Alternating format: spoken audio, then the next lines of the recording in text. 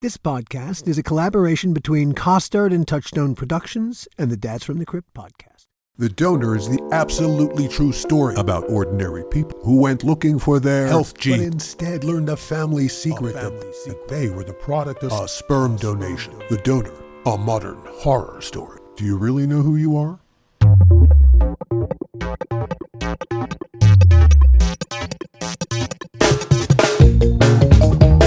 Hello and welcome to a very special episode of the How Not to Make a Movie podcast. I'm Alan Katz. Now, in the TV business, calling things a special episode has a long, rich history. Those are usually relationship episodes tied to family. That's exactly how we feel here at the How Not to Make a Movie podcast about our new sister podcast, The Donor, a modern horror story. The Donor is the absolutely true story about ordinary people who went looking for their health genes, but instead found Daddy, the sperm donor father they didn't know they had. The Donor, a modern horror story. Do you really know who you are? We're also fans of great storytelling here, of course. And one thing I can tell you about The Donor, a modern horror story, is that it tells a story you probably haven't heard before. And in addition to being a great story, it's absolutely true.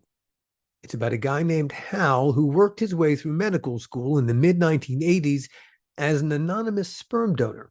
Jump forward 25 years, now a successful radiologist, Hal was one of personal genomic company 23andMe's very first customers, interested in learning about his health genes. But there were ramifications to adding his DNA to 23andMe's growing DNA database. The biggest, Hal, the anonymous sperm donor, lost his veil of anonymity. Suddenly, 7 total strangers found Daddy. That was surprising enough for Daddy, but it was way more surprising to Hal's donor kids, all now adults. 6 of them had no idea whatsoever that they were the product of a sperm donation. It's a roller coaster ride of a story, and you'll learn about a world you probably didn't even know existed. As for being a modern horror story, well, there are definitely a few monsters. We really are proud of The Donor here at Costard and Touchstone Productions, so please check out episode 1, Who Am I? We hope you enjoy it and want to hear more of this limited 7-part series. While episode 1 will be available everywhere podcasts can be found, the rest of the podcast will only be available at our website, thedonorpodcast.com. Better yet, save your fingertips and point your phone at the QR code.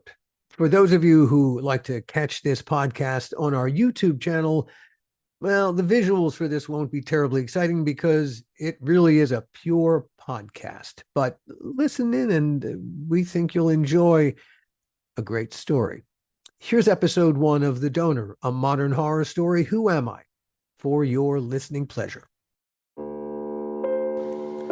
Costard and Touchstone presents The Donor, a modern horror story. This is episode 1, Who Am I? Me, I'm Alan Katz. You may know me from another podcast I do, the How Not to Make a Movie podcast, which talks about the years I've spent making movies and TV shows like HBO's iconic Tales from the Crypt.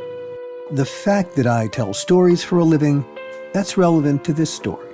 It's why an old friend from my youth approached me with his story, and once he told me what had happened to him, I knew I'd have to tell it to you. So here we are. Over the course of my career, I've written a fair amount of horror. I've made a monster movie or 2. And I promise you, this story definitely has a monster, but a very unexpected one. Now, telling my friend's story is gonna require a little delicacy.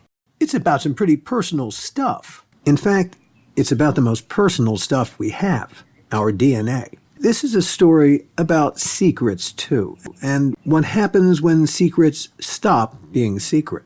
It's one of those stories where it's more important to know what happened than to whom it happened. So while the story I'm about to tell you is absolutely true, I'm going to change people's names where appropriate to protect their privacy. So, how do I know Hal?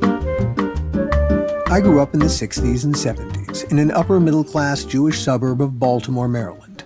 My dad was a physician whose friend group was pretty much other physicians. So I grew up surrounded by doctors and their families. Most of my friends were doctors' kids. Every summer from age 6 to 12, I went to sleepaway camp in Maine for 8 weeks. There, my friend group expanded to include kids from the whole eastern seaboard, from DC to Philly and Pittsburgh all the way up to Boston. A lot of them turned into doctors too. The key is, I first met Hal when we were both kids. Hal's a very nice person. Tall, athletic, smart, Jewish. He'd tell you his road to a very successful career in radiology zigged and zagged in unusual ways. He has a remarkable talent for being in the right place at the right time. That, combined with an open-minded approach to life, set him up perfectly for what was about to happen to him. And his sperm. At what point in your medical school career did you begin donating sperm? That was in my third year. You have your different rotations. You have pediatrics and surgery and psychiatry and internal medicine and OBGYN. I hated my OBGYN rotation. I didn't like being up in the middle of the night to have to deliver, babies. I wasn't good at it. Just didn't interest me. I was walking down the hallway one day, pushing an empty gurney, when one of the obstetricians came up to me. The hallway was empty, and he started to help push the gurney with me. And he just looked at me and said, "How would you like to be a sperm donor?" Talk about bolts out of the blue. Wasn't really expecting that, Doc, And I said, for research, kind of hoping, or to make babies. And he said, "No, the real thing, to make babies." He said, "You have the three things that a lot of my patients are looking for. You're tall, you're smart, you're Jewish. And I have a lot of Jewish patients." Like any major city in the country, any big city, there's going to be a lot of affluent Jewish couples who want to have kids. He said, "Come on, Hal, if you don't do it, I really don't know who else to turn to. I've asked almost every medical student here, but no one will do it. And I don't understand why. There's no downside. Everybody wins. It helps the patients who want it, that tried so hard to get pregnant. It helps me and my practice. It helps my employees by keeping them employed. And of course, you'll get paid too. For helping everyone." It wasn't a whole lot. Maybe it was $25 a shot or something. Back in the day, I knew it would be enough not to pay rent, but at least it would help go to the grocery store and not worry. And I thought about it for about 15 seconds. 15 seconds, that's all it took me to say, well, this is easy. For the record, what year is this? This would be in the early, mid-'80s. 1985, 86. Roughly. I said yes. And he said, "Now, you'll have to go through some testing first. Make sure you don't have STDs or Tay-Sachs disease, which runs in the Jewish community a little bit." Those were the easiest tests I ever took in my life. Was that a blood draw or a sperm? It was a blood draw, and it was also a urine test.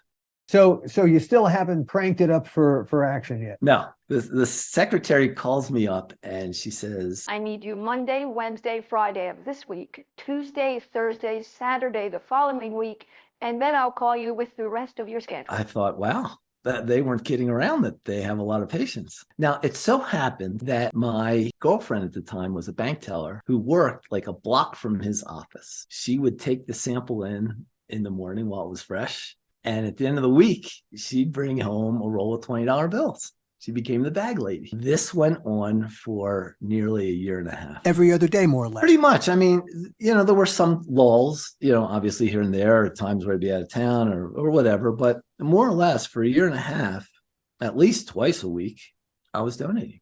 Roughly how many total donations do you think you made?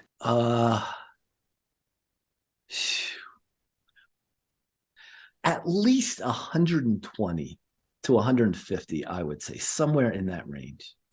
Thinking about the total amount of money, I bought some stereo speakers. I'm thinking about, how much money did I make? And then, so much went for the stereo speakers, and I had so much for pizza. And so it was probably about 150. The weird thing was I never saw the doc because my girlfriend was taking the samples in. So I had no idea what was going on. All I know was that I was jerking off or my girlfriend was helping me, and that was it. Off she'd go, and all I saw were the $20 bills. Sperm donation has been a thing for centuries. There's a record of a doctor in Philadelphia in 1884 inseminating a woman with sperm donated by his most attractive medical student. The proximity of medical students to sperm donations has been a constant. In its earliest years, in the late 1950s and early 60s, the sperm business would only work with married women. Secrecy and secrets ruled. Married couples didn't want to admit failure, especially on the man's part, and clearly that was the problem here. Record-keeping early on was deliberately spare. In a 1979 survey of physicians likely to perform donor inseminations, only 30% of them kept any permanent records of their donors. They worried about privacy rights and parenting responsibilities. Today, sperm recipients do all the choosing. Donors might as well be on a dinner menu. Back then, the doctor doing the inseminating played matchmaker, using nearby medical undergraduate or graduate students who, like Hal, had all been paid for their contributions. Each time you crank out the donation, it's got to get from Point A to point B. From your apartment, I take it. Has to get to their office, and she's the mule. Yeah. Each and every time, Yeah. There's no way for me to store it or. So 3 times a week, and not only are you jerking off, she's muling it. What did that do to your sexual relationship with her? It actually put a damper on it. They wanted to have a high sperm count. So if you came the night before, that means in the morning, you didn't have the count that you had the night before. Essentially, I had to limit myself to having sex on the evenings that I donated. So if I donated Monday morning, I could have sex Monday night, and then I'd be okay for Wednesday morning. You were kind of like a hooker. Hey, this one's on the house.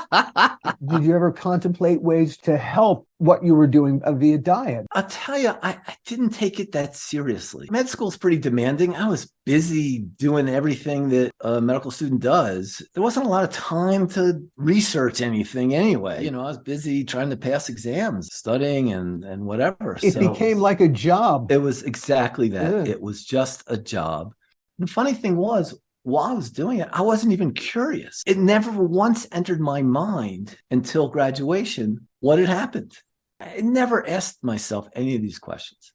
And then at graduation, I saw the OBGYN. He was at graduation for the first time since I started. I couldn't help but ask, well, what can you tell me? Because I was wondering if I did have some successes, were they healthy? That's the only thing I wanted to know, because if I was damaged in some way, I'd want to know that.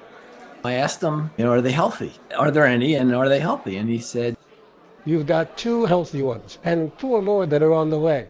That's all I can tell you.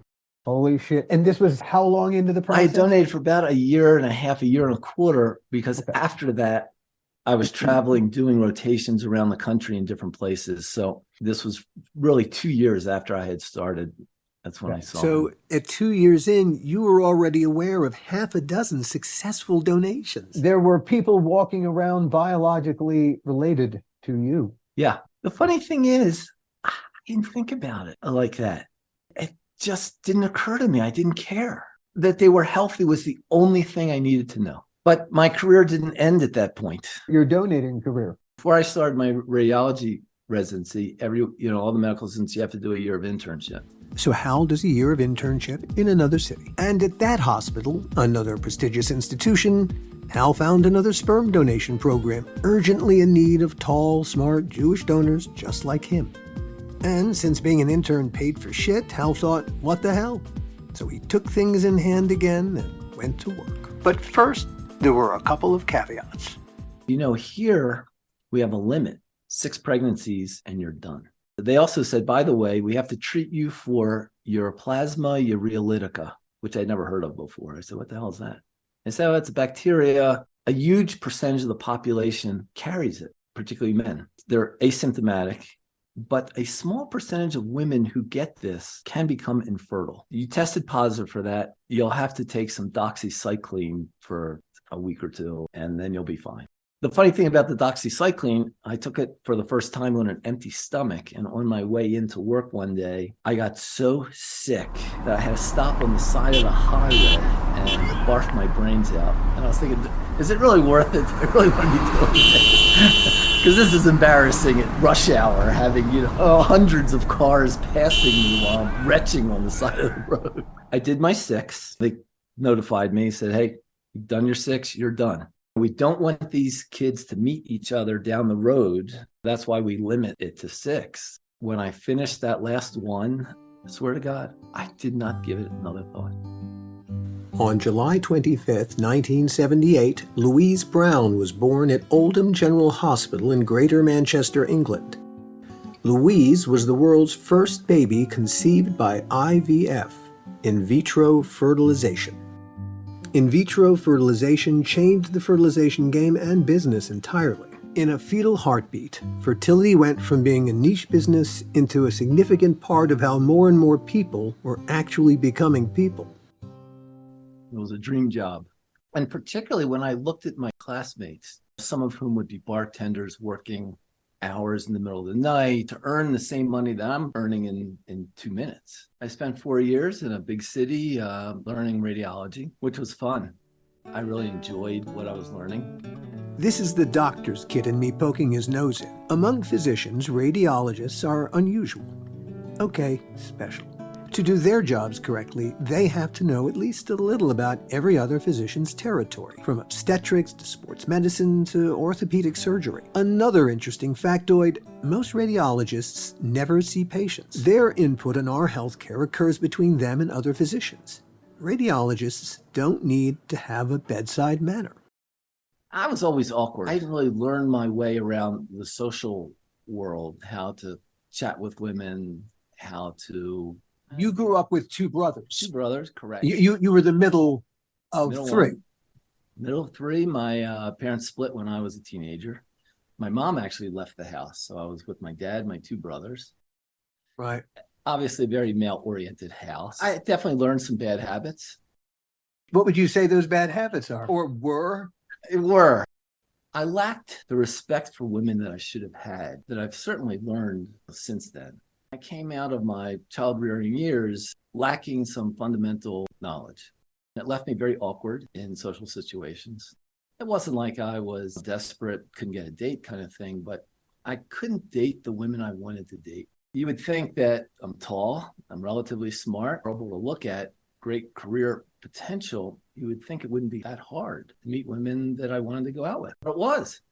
First, it was the matter of Hal's medical school girlfriend, our sperm mule. After a year and a half together and countless deliveries, At some point, I realized that intellectually we were so divergent. I was already getting bored. I just said, my next step I need to make without you. I still feel badly to this day. I'd much rather have a woman break up with me because I know I'll get over it. It might be 2 months, 3 months. I've had broken hearts. I know what it feels like. It's horrible to have that feeling, but I know I'll get over it. But I still feel the guilt of breaking those engagements. yeah, that's engagements, plural. Not too long thereafter, while interning elsewhere, Hal fell in love with another young woman and proposed to her. But just as they were about to actually tie the knot, To this day, I can't tell you why. Something just went off in my brain that says this is not the girl. I was looking at other women. I was flirting with other women, and I thought, I'm not even married yet, and I'm doing this. and so another serious relationship crashed and burned. Ironically, relationships are a lot like orgasms. You can't fake them and expect to be happy. But then Hal met the woman he ended up marrying and staying married to for 20 years. She was smart, funny, very pretty. And she had a 7-year-old son from a previous marriage. What's interesting is I never had children of my own. Maybe part of the problem that this whole podcast is going to be intertwined around. I don't know what it's like to have my own biological child. My only experience in child rearing is with my stepson, who's adopted, so I call him my son. For most of the time, marriage is good. I'm working hard. I was the dirty Harry of my group. You always did those jobs for the San Francisco Police Department that no one else wanted to do, all the shit jobs. That was kind of like me in my group. If there was a hospital that needed coverage 100 miles away from home, I was the guy who schlepped and stayed overnight and covered that hospital. Among Hal's Dirty Harry assignments, covered the night shift for a week. As challenging as working nights can be, it suited him. People don't go to the ER at 3 in the morning unless they're sick. So the percentage of positive cases is very high. Exciting. I was actually seeing some of the stuff for the first time that I learned about in my residency that I hadn't seen as an outpatient basis. And once we had the schedule fine-tuned, where we had a lot more vacation time and the pay was increased, it made it tolerable. It took its toll on the marriage over time. During that week, they don't see you. You're working at night, they're sleeping. During the day, you're sleeping, they're up and about. Dinner time, you see them at dinner, and then you're off to work. But that's what I ended up doing really for the rest of my career. And then at some point, you had a question about your own genetics. Yeah, I saw an advertisement from 23andMe advertising your health genes. Do you have the genes for Parkinson's? Do you have the genes for Alzheimer's? The gene for whatever? And I saw that and I thought, wow, yeah, I want to know this. I'm a physician, working my ass off. If I have something bad, I'm going to change the way I look at my life, if I have some bad genes. And I thought, this is fantastic. The next day, when I saw that ad, the light bulb went off and I was like, yeah. Now, I was way into my career at this point. I got to know this. Now, was there anything in particular that you wanted to know about? Well, my grandmother had Alzheimer's. So that was worrying me. There is a genetic link with Alzheimer's. There certainly can be. It's something that our family hadn't really talked about. Were there any bad diseases in our family? Diabetes, is so common. And I know that my uncle had diabetes, one of my uncles. And I thought, yeah, I'd kind of like to know. Next day, I called them up and said, send me a kit. Humans have always understood that children are a product of whoever parents them. Tall parents are likely to have tall children. The study of genetics told us why that happens. Entered the personal genomics business with the very genuine goal of putting science to work for all of us and our health. Making our DNA accessible to us empowers us, just like all information empowers us. As 23andMe says on its website, know your genes, own your health. Our DNA really does contain a lot of history, personal, tribal, human. Our mitochondrial DNA, the DNA we inherit strictly from our mothers, rarely mutates, making it quite stable and a reliable document of how we came to be who we are as individuals. My mitochondrial DNA is probably identical to my great-great-great-great-great-great-grandmother's mitochondrial DNA. Pretty cool how so much of the past remains locked up in the present right inside our own cells, if we know how to see it. And that's the gift the human genomics business, 23andMe, Ancestry.com, etc., promised and delivered. Total game changer. Alas, that gift has a dark side. Now, you understood what you were going to have to do to be part of their system. To be honest with you, I didn't think it through. I was so excited to see what my health genes might be. You were ready to throw your DNA at them. Yeah, all of these consequences that people have since talked about, totally, because this was new. The average person didn't know about 23andMe. I was one of the first people on the site. There's a mosaic of DNA, but all Hal saw was his own individual tile and its connections to the past. The thing was, though, the mosaic soon became filled with tiles, lots of them connecting to each other, including Hal's. DNA travels vertically up and down the database, but it also travels horizontally, from side to side. Of course, all of these Ancestry.com, 23andMe.com, they all advertise your ancestry. But I know my ancestry, Ashkenazi. I'm from the Middle East and from Eastern Europe, and there's not a whole lot to that. So I certainly didn't do it for any of that. 100%, I wanted to know my health genes. And that's all I thought about. What a great idea. Sent in my saliva. A couple of weeks later, I get my results. Exactly as Hal expected, he's 100% Ashkenazi Jew with roots going all the way back to the Middle East and the Nile River Valley. Then there's, your health genes, and I have pretty good health genes. The one interesting thing, talk about the Greek gods who are up there dispersing their very cunning outcomes for people. What's the one thing as a radiologist that I really need more than anything else? It's my eyesight, right? Like I could have a terrible heart, but as long as I can see the cases, I can dictate cases. So I have great genes, except for macular degeneration. And it turns out there's a scale. There's like 9 different levels of danger, so to speak, depending on how many of these genes that you have for or alleles. And it turns out I have a bunch of them. Out of the 9 risk categories, I'm 8th. The nice thing is the difference between 8 and 9 is like night and day. If you don't have any of the alleles or genes for macular degeneration, your risk is, let's just call it 1. My risk is 4. So I have 4 times the risk you do, given all my shitty macular degeneration genes. If I was on that 9th level, I'd have 36 times the risk. So, I have a little bit of an increased risk. It's not so bad. But as I looked over all these health genes, I was like, yeah, pretty good. I'll take it. Now, there was also a column for a family tree. And, I took a quick look into the family tree. And because I was so early into 23andMe, it was pretty empty. There were a few distant cousins. I don't know if you could name a single 4th cousin. I don't know if anyone listening to this could name a single 4th cousin. I certainly can't. And as I saw these distant cousins, even their last names meant nothing to me. No one even had the same last name as any of my grandparents. So there was no one related to me, and I was done. I had good health genes. I was finished, closed it up, and that was it, as far as I thought. Years go by. Hal hears nothing from 23andMe. Then an email arrives. It says you have a relative. I'm pretty sure it gave us the age, but I'm not 100% sure that was the case. It definitely gave us the percentage DNA. 47%. And the predicted relationship. Yeah, there it was. 3-letter word, starts with the letter S. Son. Did you think this can't possibly be right? They have fucked this up somehow. I do remember being shocked and scared immediately afterwards. Nervousness. The first thing I thought was that I had impregnated somebody. I was going back in my head thinking about who I was with at that time. And when I calculated back, there are 2 or 3 women I slept with that year. But, as I thought about it, those just weren't the kind of women that wouldn't have told me. They would not have wanted you to make them pregnant. So they would have shared that secret with you. Do something about this. This is your fault. Absolutely.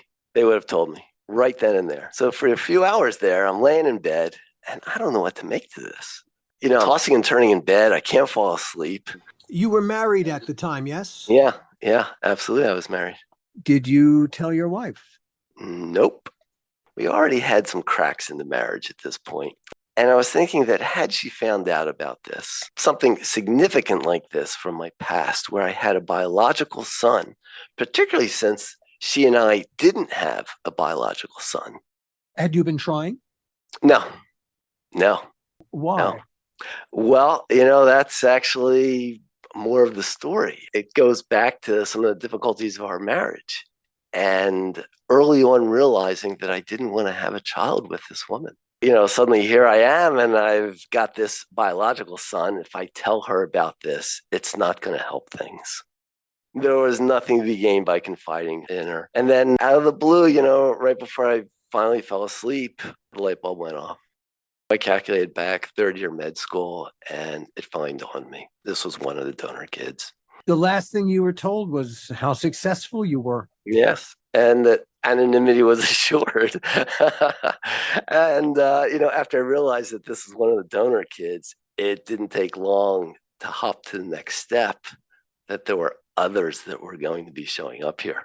But for the moment, there was Miles and the word son staring back at Hal and a rush of emotions, especially overwhelming curiosity. Did you feel through the ether a connection to this person?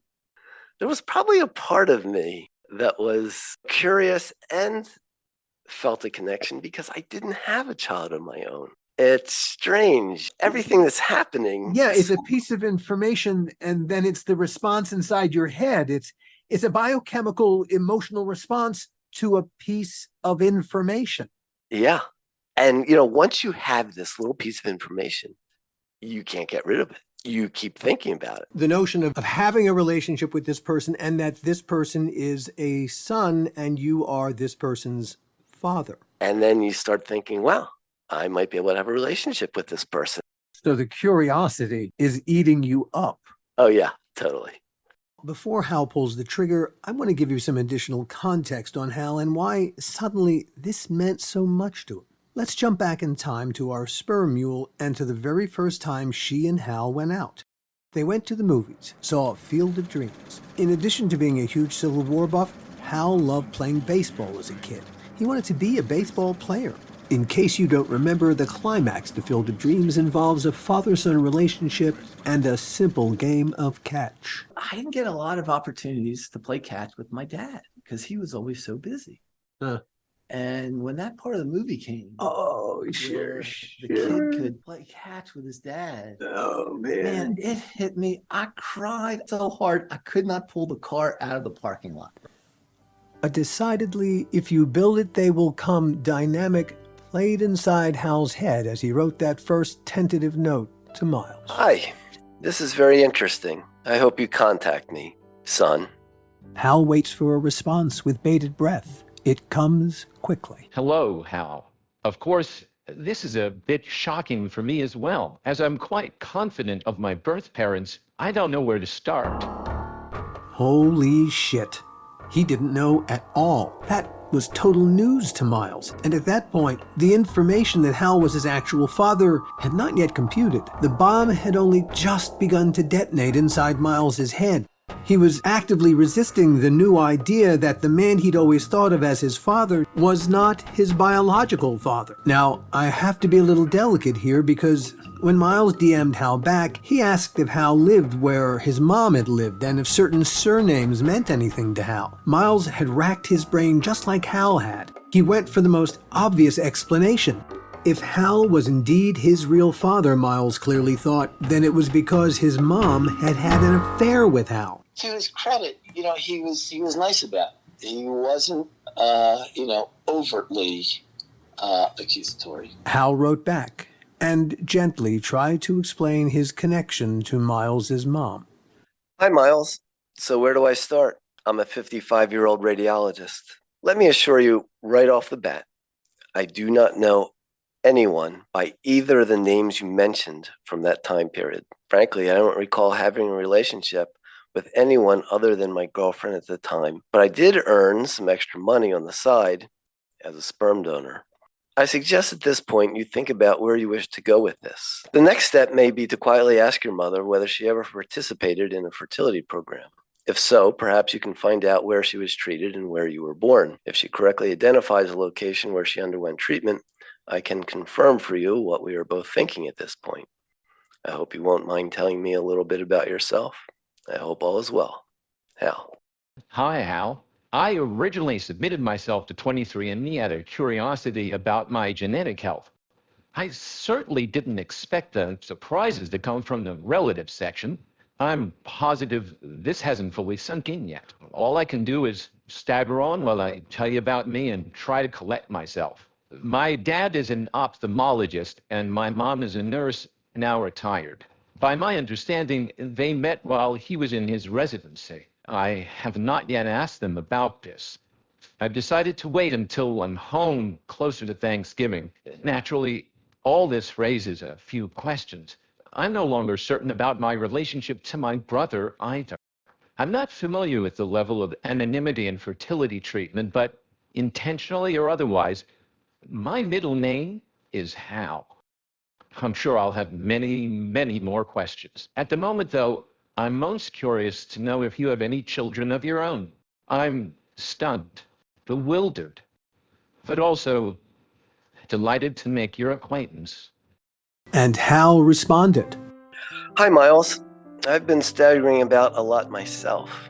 I donated when I was a medical student. I was told at the time that I had 6 healthy children there. You would be the 7th. You will also be the only one I am aware of. While I have a very dear stepson, ironically enough, I did not have a child of my own. At this point, my stepson has gotten married and produced 2 kids of his own, so in a sense, I've been consigned to the role of a father and grandfather. Of course, I do not feel old enough to be a grandfather, but such is life when one is unable to control certain circumstances. It's 4 a.m. as I write this. In a few hours, I am taking my wife and son and family to the Big Island. It's almost ironic that the last donations that I made in May and June 1987. This would have been exactly the right timing for your March birth.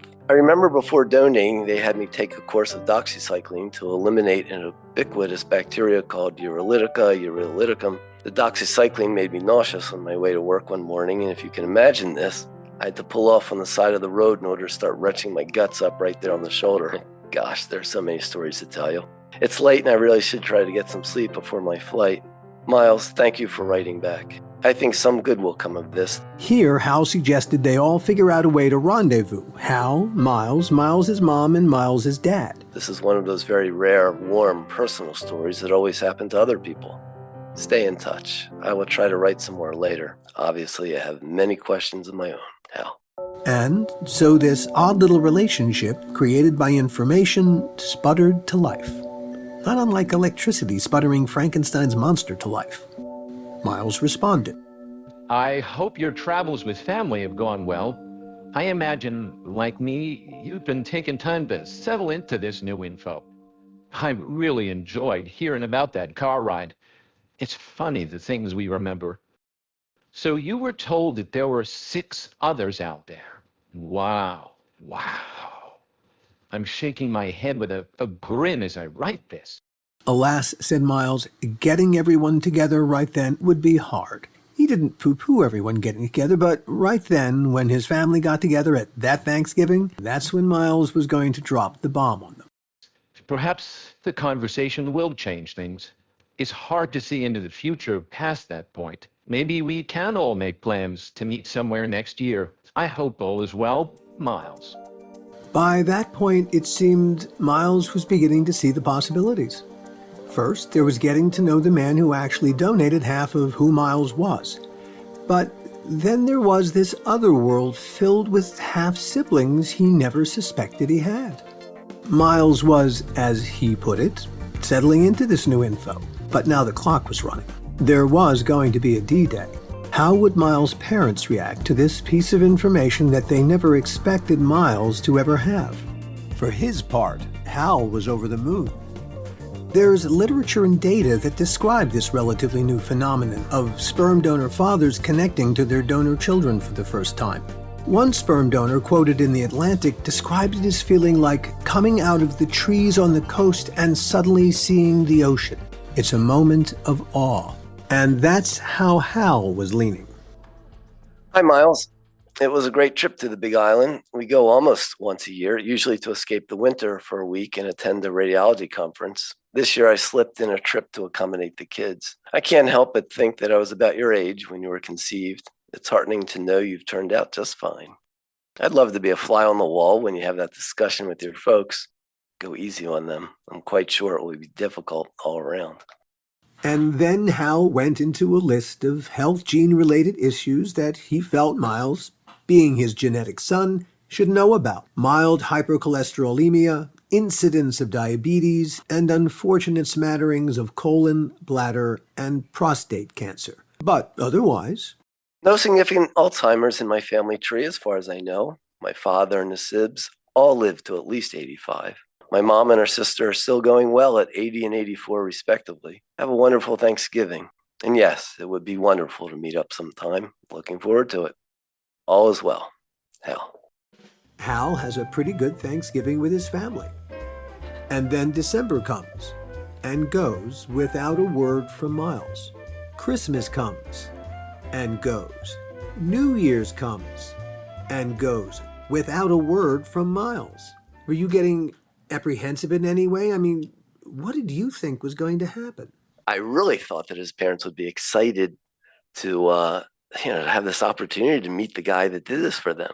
I did everything I could to put myself in their shoes. I mean, if it was me, it would be wonderful to be able to thank somebody for having helped produce this wonderful, intelligent, creative, successful young man.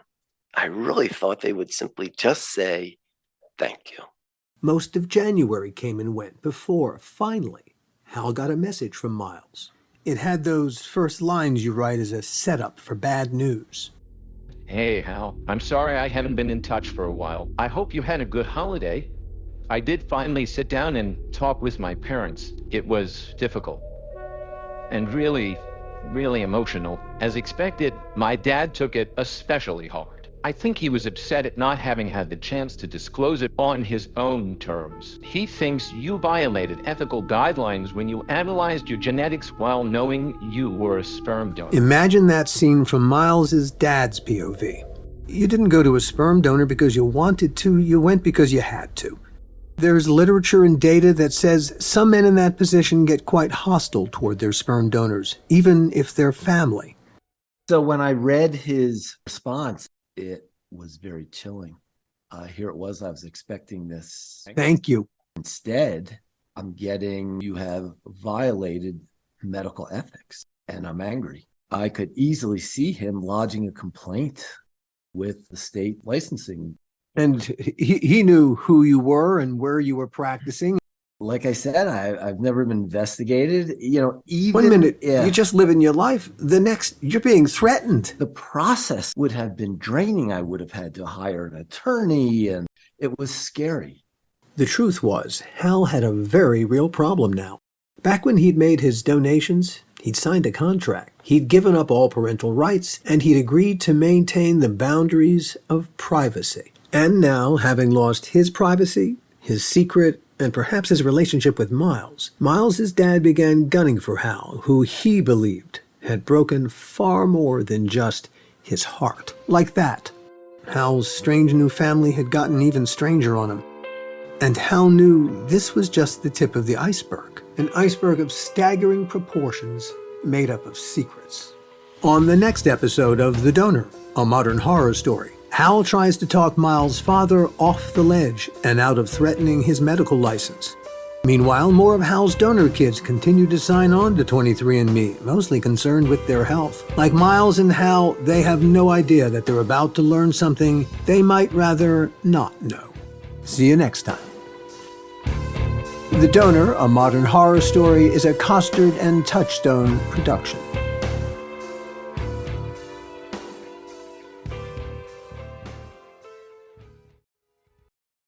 The How Not to Make a Movie podcast is executive produced by me, Alan Katz, by Gil Adler, and by Jason Stein. Our artwork was done by the amazing Jody Webster, and Jason Jody, along with Mando, are all the hosts of the fun and informative Dads from the Crypt podcast. Follow them for what my old pal the Crypt Keeper would have called terrific crypt content.